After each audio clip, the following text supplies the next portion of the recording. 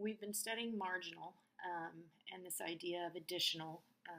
When we add additional workers, what does that additional worker add to the production process? And we've seen that as we add more and more workers to fixed resources, if we're not adding any more capital, that our productivity actually goes backwards. And so marginal is extremely important when businesses are making decisions on how many employees to hire, but it's also an important component when they're determining how much output to produce, at what level should they produce to make their maximum profits.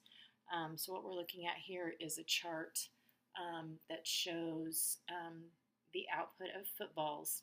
And you have a ton of columns here, and I understand we haven't gone over all of these columns, which is fine. The only thing that you need to pick out of this is the marginal columns. So you have a marginal revenue column and you have a marginal cost column. Those are the only two columns that you're going to have to concern yourself with when doing this activity. Once again, doesn't even require you to do any math.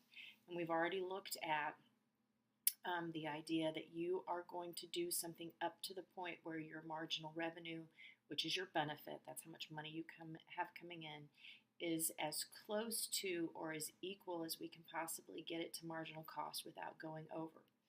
So this one is really easy because when we look at it, we can see that in our profit column, there's only one point where your profits are the highest. So when I am producing 6 footballs, my marginal revenue is 5. My marginal costs are 4. They're not exactly the same, but my revenue is still greater than my cost. And then I can also back that up here by seeing that my profits are at 8. So the question is profit maximizing production level of footballs.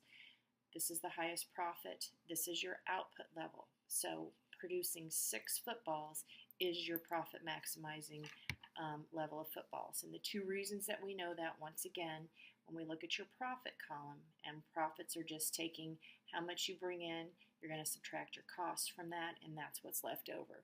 So when we're producing 6, our profits are going to be 8, which is higher than any other production level. And then the second reason is going back to this idea of marginal costs and marginal benefits. At this point, our marginal benefit and marginal cost are as close as we can get them without our costs being greater than. So if we continue to produce at that point, because of diminishing returns, we are going to see our costs increase while our benefits are going down. So no math required there. Try to do this really quick.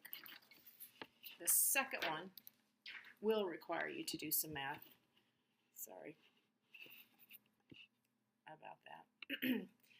But it's easy math. You guys have been doing marginal for a while now. This should not be difficult.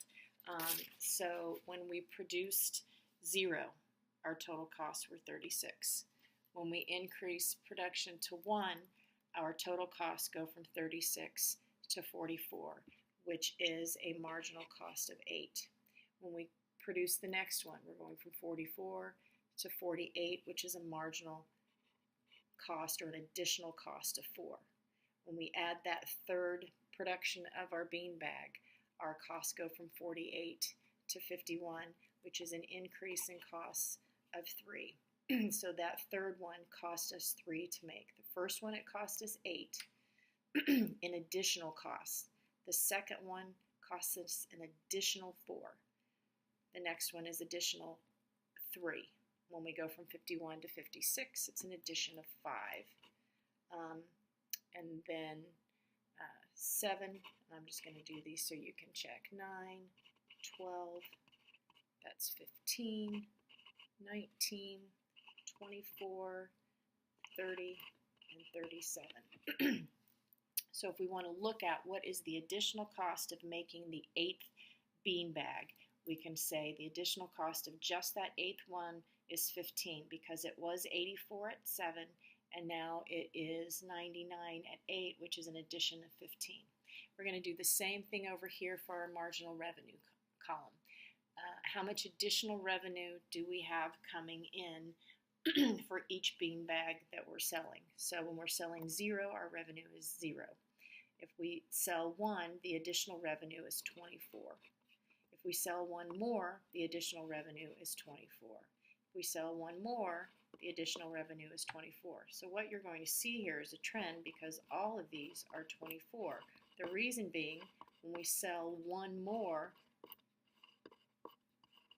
we're bringing in the same exact amount. So these bean bags are $24. I sell an additional bean bag, I make $24. I sell one more at 24, my additional revenue is 24. So the question at the bottom is based on the chart above, how many bean bags should be produced?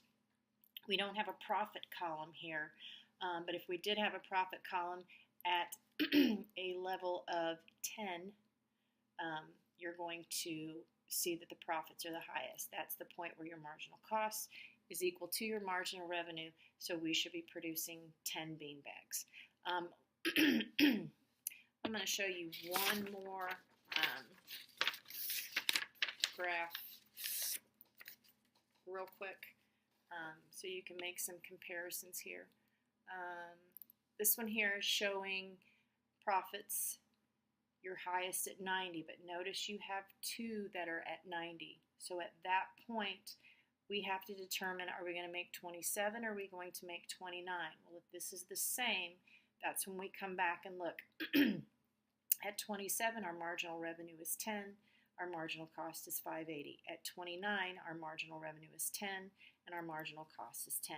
So we want to pick 29 as our optimal level. Two reasons: profits are the highest, and your marginal revenue and your marginal costs are exactly the same.